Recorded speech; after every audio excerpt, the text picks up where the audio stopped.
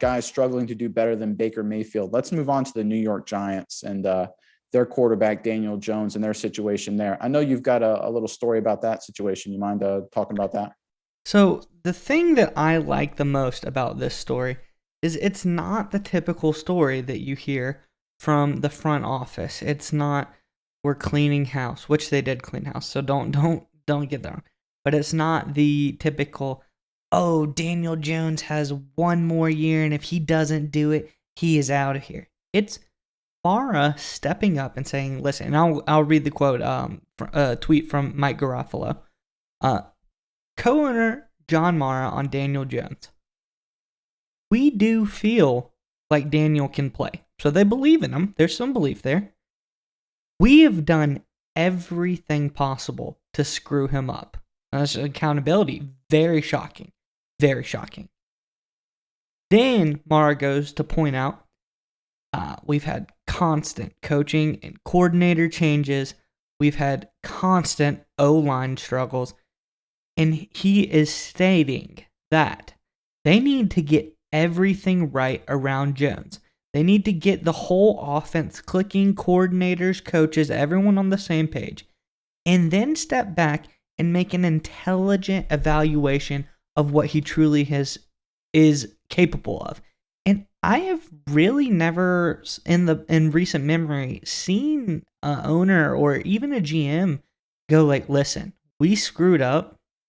We have really thrown the rocks in front of this guy. It's been obstacle after obstacle after obstacle. Let's get it right. I think he's a player. We drafted him for a reason. Let's get everything right and then look at him. Yeah, so there's a lot of like there too from Mara. We always love the accountability, in the ownership group, understanding that, hey, maybe we may put some wrong guys in some wrong positions in terms of coaching staff. The Daniel Jones situation, though, I think is a little different. And I think Daniel Jones, in terms of that organization, the New York Giants, I think he's a nice guy. I think everyone likes Daniel Jones. I think they like the way he carries himself in the media. He's not Odell Beckham Jr. He's all over the paparazzi and all that, all over the back pages, going into, whatever things he wants to get into. He's a lot like Eli Manning in terms you don't hear a lot about him. He's quiet. He doesn't drive up any negative controversy. The problem is he's not nearly as good as Manning was. Yeah, I think what you're really trying to say is that Daniel Jones doesn't have stories popping up about him like liking to be pooped on by women or something like an Odell Beckham style story. Yeah. That is a great example. Thank you for bringing that one up. But yeah, I mean, honestly, 100% correct. And I think Mara is looking at, when they drafted Jones and brought Jones into the fold, they were looking for Eli Manning's replacement. People forget Daniel Jones was coached by David Cutcliffe, who coached Eli Manning in college as well. So like he was always trying to find the next Eli. And I really think he likes Daniel Jones. I think people like Jones. The problem is Daniel Jones, there's no indication that he's any kind of good quarterback. He's finished below average in the NFL in every season, not just one season, every season he's been consistently bad. Yards per game, passer rating, yards per attempt, completion percentage. I mean, Daniel Jones has won 32% of his games as a starter. I don't care who you are. That's like Josh Rosen numbers, right? That's I don't care if you could be if you're a really good quarterback, it almost doesn't matter the roster around you. You should win 6-7 games. Like at a certain point, I think the Giants organization and the Maras need to go, hey, this didn't work out. But I've got another little quote here for you too, where it's not just Mara. New Giants GM. This is from Ari Mara at My Sports Update. New Giants GM Joe Schoen said he's talked to QB Daniel Jones, and the plan is to build an offense around him once a coaching staff is complete. Exactly what the owner was saying, what Mara was saying. They are all in on Daniel Jones. I have no idea why. I can't find anything I like about Daniel Jones in terms of how he's played. He's even had injury issues. He's had a lot of fumbling problems. But the Giants, for whatever reason, love him. And I think it's because they're stuck on Eli Manning. Now, listen, I would like to reiterate a point. I do like the accountability by the front office. I do like that they've acknowledged that there are other parts of the team they have also failed in. But I would like to clarify, I think they have failed in drafting Daniel Jones. I don't think that he is the answer. I think that they They reached for him. They want to say that, oh, we believe in him. They want to be like, okay, we gave him every possibility.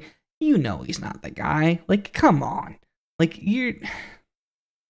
that's a crazy decision by them. But listen, the one thing I do like is I like coming out there and at least putting some of the blame on yourself. Not enough people do that, especially in the NFL nowadays. Everyone just likes to go the Matt Rule approach, like, oh, I need a new coordinator. That was the problem. Oh, well, I need an entirely new coaching staff. I need a different quarterback. They're like, maybe it was us. Maybe it was us. And I do like that. But no, I agree with you. Daniel Jones is not the answer for the Giants. Well, especially since they have the draft capital. They got 2 top 7 picks. Like, they can make a move on a legitimate veteran quarterback. But, you got Mara coming out today as well saying, look, we're not trading for Deshaun Watson. Why would you even say that? Because now you just lost all leverage. Even if you're not trading for Deshaun Watson, don't even say that. Because now you've got, okay, they're not interested. They're all in Daniel Jones. Because remember, they haven't signed a head coach yet. If I'm Brian Flores and I'm like, all right, well, I'm not going to go where I hated Tua in Miami. Am I going to go, coach another Tua and Daniel Jones? Not going to happen. Brian Dabble for Buffalo. You think he's going to go to the Giants with Daniel Jones? Probably not. Probably shouldn't. Jim Caldwell, veteran coach, who's a lot of people are looking into right now. Do you think he's going to go to the Giants if he's stuck with Daniel Jones? Not going to happen. I mean, if you're a veteran quarterback and you're like looking to go somewhere in free agency, why would you go to the Giants? Because you know that the ownership group and the GM is 100% behind Daniel Jones.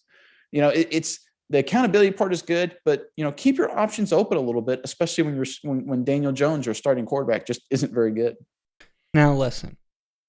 You can say what you want, but if somehow the Giants do sign Brian Flores to be their new coach, I completely say this is a load of BS, and this is just like lip service to make Daniel Jones and maybe some of the fans feel better, make the new GM seem like a nice guy.